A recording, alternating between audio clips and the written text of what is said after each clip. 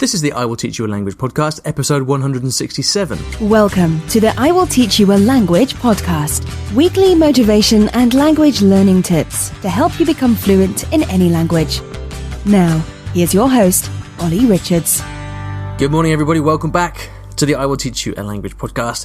It is the morning. It's about 8 o'clock, and I'm recording this in the morning. I'm just about to get on a train and go up to Milton Keynes, which is a town here in the UK.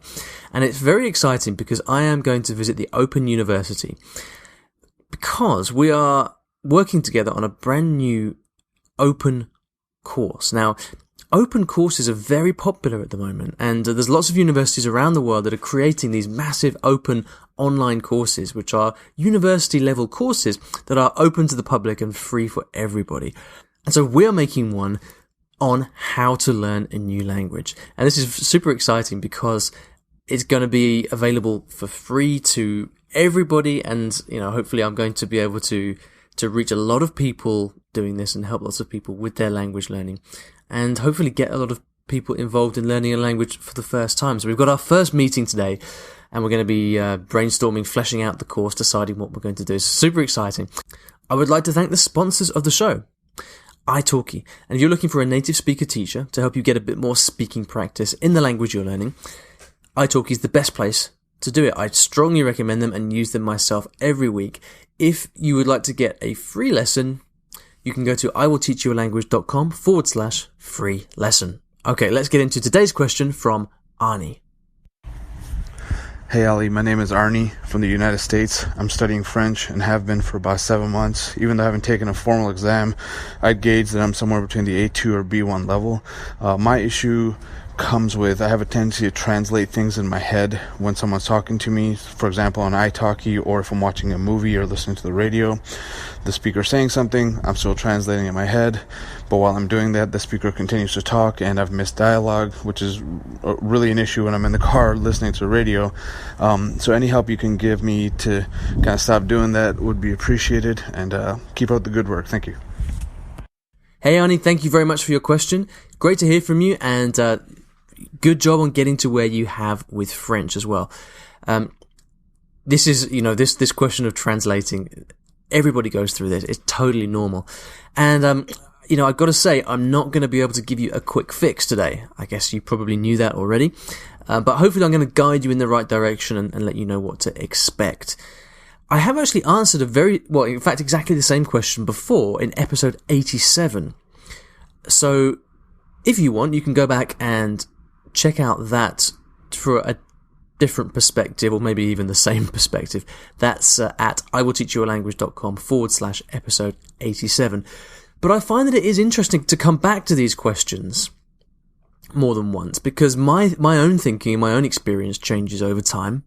I might have answered this question a year ago. I'm a different language learner now, a better language learner, hopefully. Probably a better teacher as well. So I don't mind these questions coming up, and so I'm really happy to try and answer this for you. So as I said, there is no quick fix to this. It does take time. But this is one of the advantages, I think, this is where I feel that my perspective can be really valuable, because having been through this language learning process so many times, you start to just notice patterns and you know what to expect, right? So let's just start by stating the obvious, because as often these questions can be quite emotional, right? But let's get things in perspective. Arnie, when you understand what's being said in French, when you listen to something and you understand it, you have no reason to translate, right? If someone says to you, bonjour, you don't translate that, you know what it means. So, on a very simple level, the more your French improves, the less you translate. Okay? Now, yeah, it's stating the obvious, but it's good to remember because it helps you realize it's a gradual process. Now, it can be helpful in this case to break down the language learning thing into two different parts, vocabulary and grammar. Now, for me, this translating in your head issue is almost always a grammar problem. Because if there's a word I don't know, well, it's very simple, very clear what the problem is, right? I don't know that word. So I'm going to be stuck. So one of the things that needs to be said here is that you need to keep always working on your vocabulary and growing your vocabulary, because if you don't know what a word is, that's always going to cause you problems. So the translating issue itself is more of a grammar thing, okay? French grammar is different from English grammar. Things are said in different ways. And so that's where translation usually becomes a problem, right? So you're listening to something, maybe you understand the words, but you just can't quite make sense of it. I'm thinking about my Cantonese right now. I find that, like, often when I'm listening to Cantonese, I'll understand something that's being said in Cantonese with no translation necessary. And it's so cool when that happens, right? You understand something, you don't need to translate, you just know what it is. But then sometimes I'll come across a sentence that's maybe grammatically different. It might be quite a simple sentence, but it's grammatically different, and I'll have to translate it in my head in order to make sense of it. All right? So an example in Cantonese might be if you're talking about, like, if I'm talking about my recent trip to Hong Kong, I might say, 我而家明多咗, which means, like, now I understand more. 廣東話我明多咗. And this is quite a simple sentence in Cantonese, but it's very weird in English, because literally with these three words you're saying understand more did. Alright? Understand more did. Makes perfect sense in Cantonese or with Chinese grammar. But I remember the first time I heard that, I was like, huh? What? I understand the words, but what are you saying here? But you see, now that I understand that point, I don't need to translate anymore, because I just got used to it, right? So the need to translate dies away over time as I improve in the language. It's important to remember that, Arnie, because often I find that people kind of blame themselves and they say, oh, what's wrong with me for translating? Listen, translation is inevitable. It will happen. So the more that actually you can become comfortable and accept the fact that you're translating, the less stressful it's going to be for you. Let's talk about some practical things you can do to improve. All right, so some key points first. Spend more time listening and reading. Now, you're already listening to the radio and watching movies. That's great. Personally, I don't find those two activities very helpful because they're just too hard at a kind of A2, B1 level. So instead, find material that comes with the transcript and listen and read at the same time. This is such a big problem, and I'm actually working on a solution to that right now, which I've mentioned before. It's my new Conversations product, which is like extensive dialogues in French and different languages at different proficiency levels, with transcript and word lists and everything you need. So I'm working on solving this problem for you, Arnie, but it will be a little bit of time coming. You need to spend more time listening and reading in a more focused way.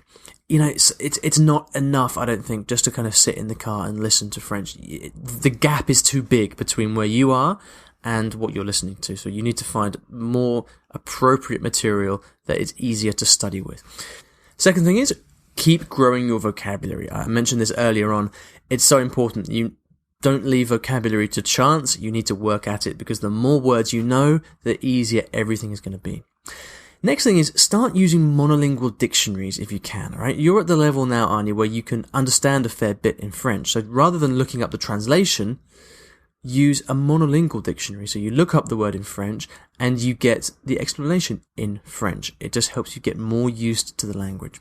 Also, start doing more of your daily activities in French. Okay, so Google searches, looking for recipes, things like that. Do more stuff in general in French, and it will just help you get used to the language. Now, on a deeper level, there are other things that you can start to do, kind of different approaches to studying that will help.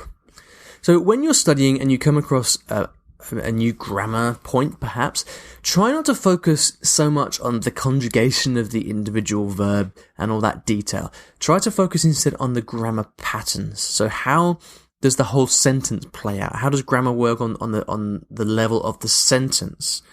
And then you can play around with it. So, rather than saying, for example, if it was raining, I would have stayed at home, you could say, If it was sunny, I would have stayed at home. If it was sunny, I would have gone out. Practice making these variations to yourself, and that helps you stop looking at the micro and start looking at the macro, if that makes sense. Hopefully it does. It's very easy with French grammar in particular to get hung up on individual verbs and conjugations. That's important, but it also stops you paying attention to the broader meaning. When you're dealing with new grammar, try to get into the head of the native speaker. So when you're looking at a sentence, try not to focus on, okay, how does this work mechanically? How does this translate into English? What I like to do is kind of sit and look at a sentence and try to just feel and notice the way that an idea is being expressed, the kind of attitude or the feeling. The example I gave earlier in Cantonese of Meng Dojo, like, I'm saying I understand more now. But this is a classic example of how in the Chinese language, ideas are expressed very bluntly and very succinctly. And so by looking and paying attention to the direct way in which that idea is expressed in Cantonese, that helps me just embody a little bit more the attitude of the language, the attitude of the speaker, and then that's going to help you much more when it comes to listening, interpret what's being said. I know that's kind of a vague piece of advice, but it's also extremely powerful if you can kind of shift your thinking in that way. And on a more general point, when you are, whether you're learning vocabulary or whether you're like using flashcards or whatever, move away from the single word and start working with full sentences. So when I use my flashcards, for example, I always put full sentences in there because, again, the more that you can get used to larger units of language in your studying, the easier it's going to be to understand what's being said and to gradually stop translating. So I hope that something in there was helpful. And again, like, it's very difficult to give you a quick fix. So maybe go through these points that I've mentioned and just think about how you can adapt your approach to studying in a way that's gonna give you the best chance of improving over the long term. All of these notes that I've made are in the show notes. You've got them in bullet points for quick reference. You've also got the full transcript if you want to read through that. You can find that at IWTYAL/episode 167. Now, today, I'm going to leave you with a quote. And in fact, it's the same quote from episode 87, the last time I answered this question. And I'm giving it to you again because it's just such gold and it's so important to remember. And it comes from Katsumoto, from All Japanese All the Time. And he said, "You don't learn a language, you get used to it." Thank you very much for listening, and I'll see you in the next episode of the podcast.